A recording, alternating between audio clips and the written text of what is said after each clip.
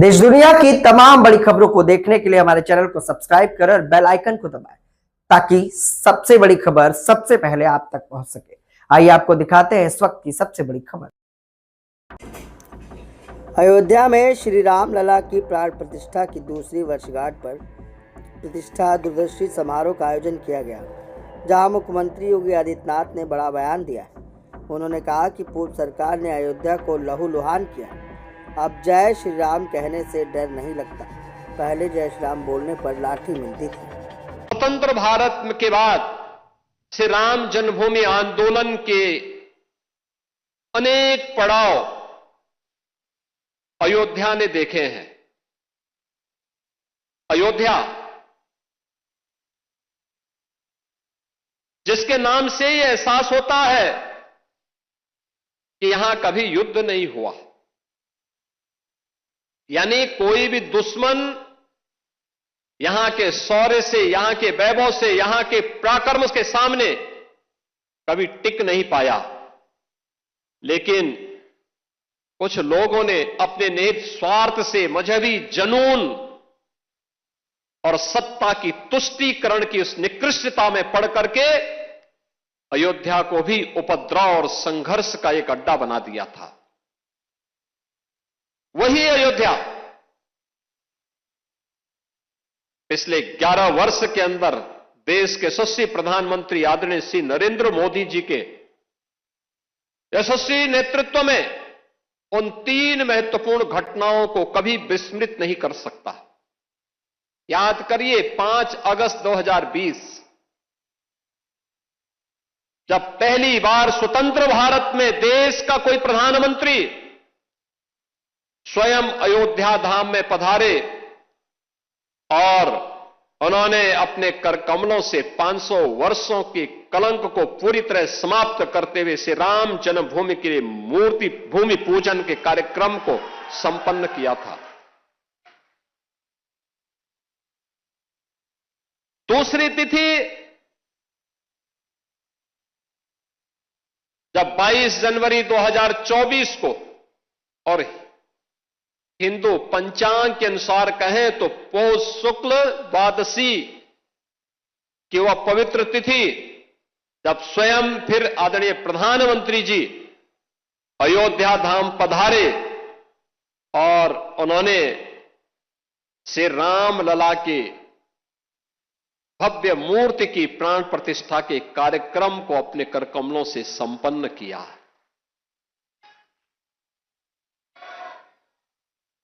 तीसरा,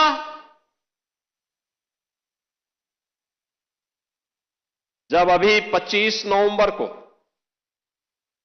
विवाह पंचमी के शुभ अवसर पर आदरणीय प्रधानमंत्री जी फिर अयोध्या आए थे और राम मंदिर के मुख्य शिखर पर उन्होंने सनातन धर्म की ध्वजा पताका को, भगवा ध्वजा को प्रतिष्ठित करके सनातन से ऊपर कोई नहीं, इस सनातन की ध्वजा पताका हमेशा दिग दिगंत तक ऐसे ही गूंजती रहेगी और ऐसे ही दिखाई देगी। इस उद्घोष के साथ उन्होंने अयोध्या में आकर के पूरे देश और पूरी दुनिया को एक संदेश दिया। बहनों और भाइयों, अयोध्या ने जो संघर्ष देखा था, पिछली सरकार ने अयोध्या को लहूलुहान करने का कार्य किया था। जिस अयोध्या में कभी संघर्ष नहीं होते थे, उस अयोध्या को लहूलुहान करने वाले लोग, उस अयोध्या में जिनके शासन में आतंकी हमले होकर के अयोध्या को लहूलुहान करने का प्रयास हुआ था, लेकिन प्रभु की कृपा और बजरंगबली जहां की रक्षा स्वयं कर रहे हो, वहां तो भूत पिशाच से निकट नहीं आवे महावीर जब।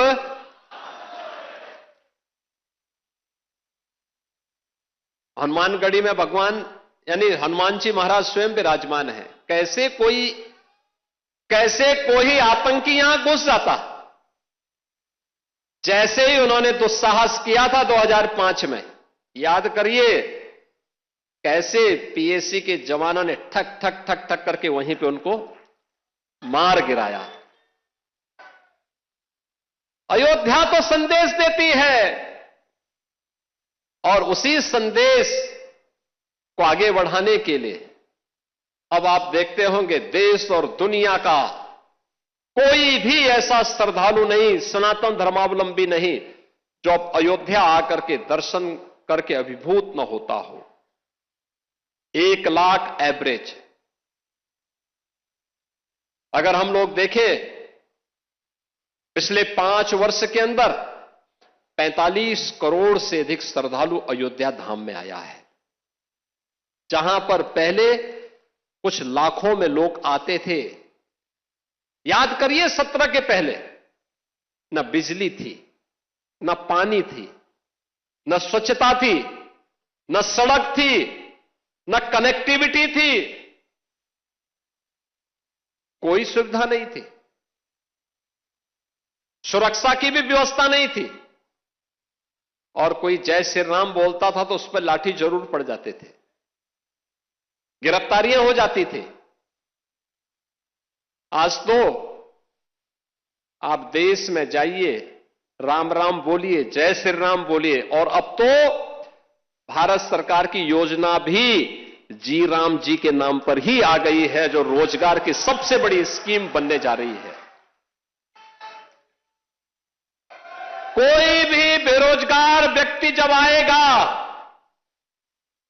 और कहेगा कि मुझे रोजगार चाहिए अपनी ग्राम पंचायत में, साल में 125 दिन का रोजगार की गारंटी उसको उसके गांव में घटनाओं को कभी विस्मृत नहीं कर सकता। याद करिए 5 अगस्त 2020,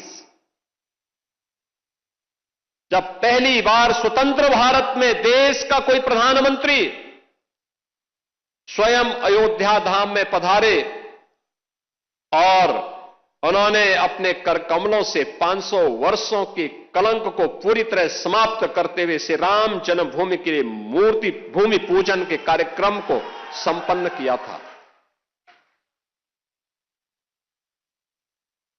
दूसरी तिथि जब 22 जनवरी 2024 को, और हिंदू पंचांग के अनुसार कहें तो पौष शुक्ल द्वादशी की वह पवित्र तिथि, जब स्वयं फिर आदरणीय प्रधानमंत्री जी अयोध्या धाम पधारे और उन्होंने श्री राम लला की भव्य मूर्ति की प्राण प्रतिष्ठा के कार्यक्रम को अपने कर कमलों से संपन्न किया।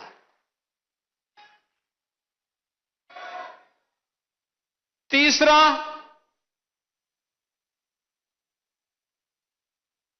जब अभी 25 नवंबर को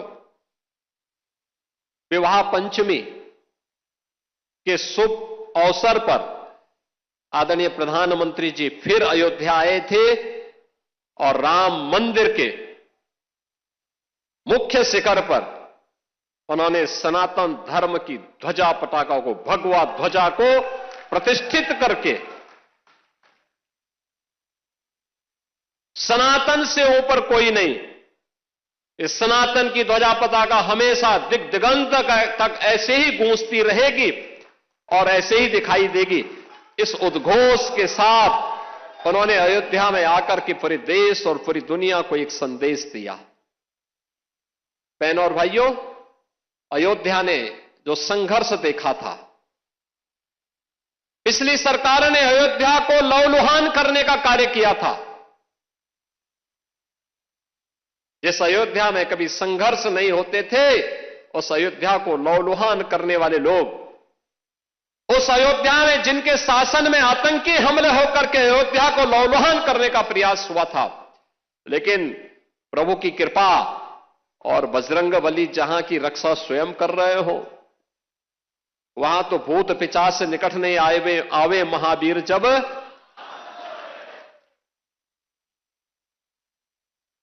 हनुमानगढ़ी में भगवान यानी हनुमान जी महाराज स्वयं विराजमान है। कैसे